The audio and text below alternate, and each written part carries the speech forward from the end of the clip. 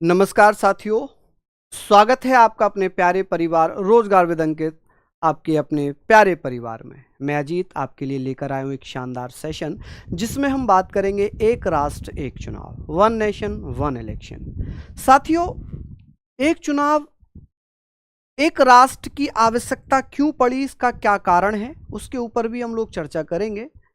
हमारे देश में चुनाव एक बहुत बड़ी प्रणाली है, एक बहुत बड़ी प्रक्रिया है जिसमें बहुत ज़्यादा पैसा खर्च होता है।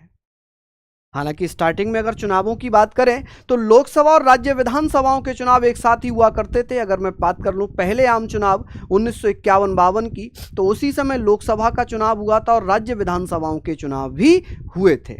हालांकि ये प्रक्रिया 3 बार दोहराई गई। 1957 में, 1967 तक ये चुनावी प्रक्रिया चलती रही, लेकिन 1968, 1969 में कुछ विधानसभाओं को स्थगित कर दिया गया, उनको विघटित कर दिया गया, डिसॉल्व कर दिया गया, जिस कारण ये प्रक्रिया अलग अलग होने लगी, ये चुनाव अलग अलग होने लग गए।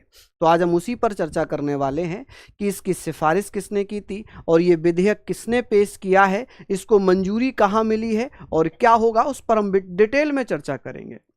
देखिए, नाम से ही पता चल रहा होगा, वन नेशन वन इलेक्शन एक विधेयक पेश किया गया है। और ये विधेयक जो पेश किया है, ये भैया केंद्रीय मंत्री हैं जिनका नाम है अर्जुन राम मेघवाल। अर्जुन राम मेघवाल जी के द्वारा ये भैया पेश किया गया लोकसभा में। कहां पर पेश किया गया है? लोकसभा में पेश किया गया। और इस विधेयक का नाम है 129वां संविधान संशोधन विधेयक 2024, जिसे वन नेशन वन इलेक्शन भी कहा गया। यह विधेयक पेश कर दिया गया। हालांकि इस विधेयक को 12 दिसंबर 2024 में पीएम मोदी की अध्यक्षता में कैबिनेट ने मंजूरी दे दी है। किसने? कैबिनेट मंत्रिमंडल ने मंजूरी दे दी है। किसने? कैबिनेट मंत्रिमंडल ने इसको मंजूरी दे दी है। किसने भैया? कैबिनेट मंत्रिमंडल ने इसको मंजूरी दे दी है। बात करते हैं कि sir one nation one election का जो सुझाव है, ये रामनाथ कोविंद जी के द्वारा दिया गया। रामनाथ कोविंद समिति, जिसका गठन कब किया गया था? रामनाथ कोविंद समिति के जो अध्यक्ष बने, ये या ऐसे कह सकते हैं कि ये समिति, इसका नेतृत्व किसने किया? इस समिति का नेतृत्व कर रहे हैं पूर्व राष्ट्रपति रामनाथ कोविंद। कौन भैया? पूर्व राष्ट्रपति रामनाथ कोविंद। कौन? रामनाथ कोविंद। ठीक है, इसको भी आप लोग लिख लीजिए। चलिए बात करते हैं कि इस समिति का गठन 2 सितंबर 2023 में हुआ। हालांकि रामनाथ कोविंद समिति ने अपनी सिफारिश मार्च 2024 में पेश की और इन्होंने लगभग 18,600 पन्नों की एक सिफारिश, एक रिपोर्ट पेश की थी और 191 दिनों तक कई महत्वपूर्ण राजनीतिक दलों से चर्चा की थी। ठीक है, महत्वपूर्ण राजनीतिक दलों से चर्चा की। क्या किया? राजनीतिक दलों से चर्चा की। ठीक है, दलों से चर्चा की। ठीक है, दलों से चर्चा की। अब बात आती है कि सर जो ये विधेयक है, इसके लिए कैबिनेट मंत्रिमंडल ने व्हिप जारी कर दिया है। क्या जारी कर दिया?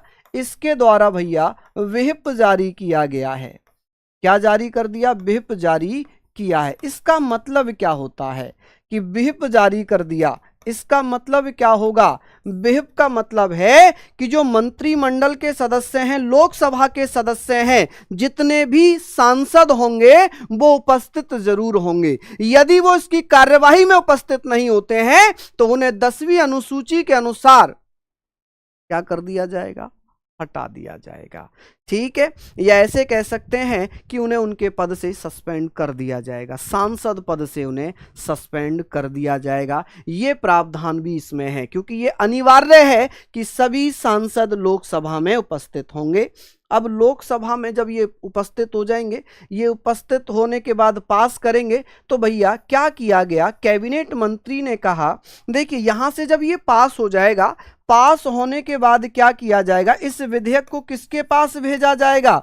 ये विधेयक किसके पास जाएगा? ये बिल भैया, इसको कहां पर भेजा जाएगा जांच करने के लिए?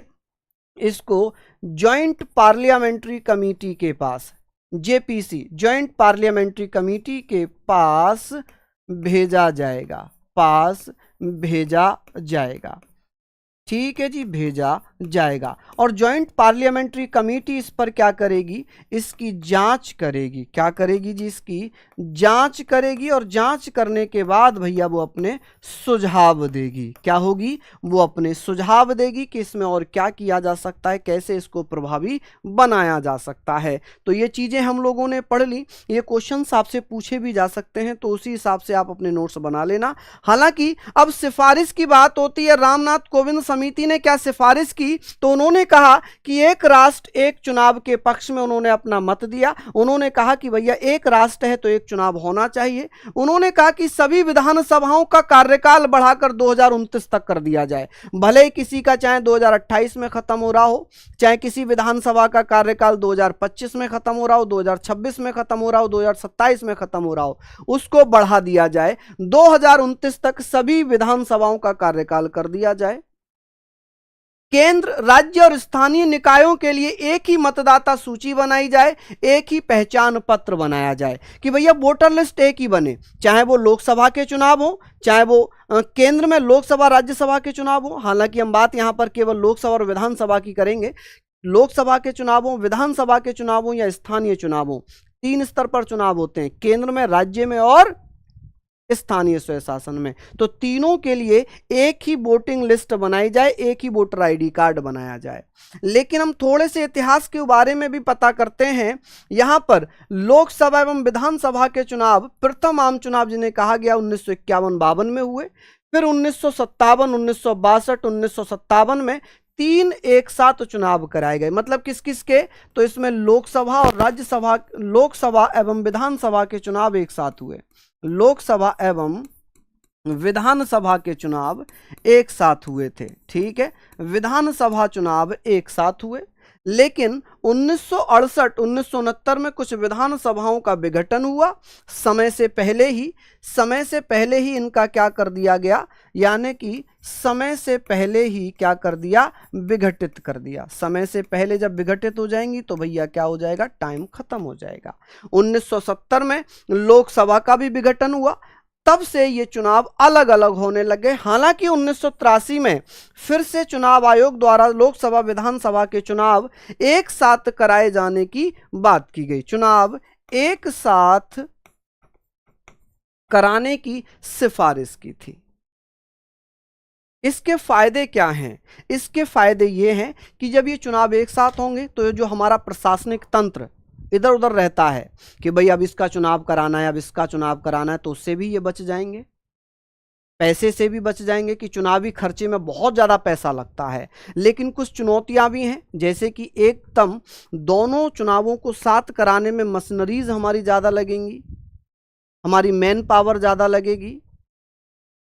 इलेक्ट्रॉनिक वोटिंग मशीन ईवीएम, इनको भी बहुत ज़्यादा यूटिलाइज किया जाएगा। तो इसमें कुछ चुनौतियां भी हैं। लेकिन अगर हम पूछें एक नागरिक होने के नाते, तो हमारा ही पैसा चुनाव में लग रहा है एक तरीके से, तो उस चुनाव को जो है दोनों को एक साथ कराना चाहिए। बाकी आप अपनी राय कमेंट में ज़रूर दें कि आपको ये व्यवस्था कैसी लग रही है। क्या एक राष्ट्र एक चुनाव होना चाहिए, नहीं होना चाहिए? अपनी राय जरूर लिख कर भेजें। तो सभी को बहुत बहुत धन्यवाद। नमस्कार, जय हिंद, जय भारत।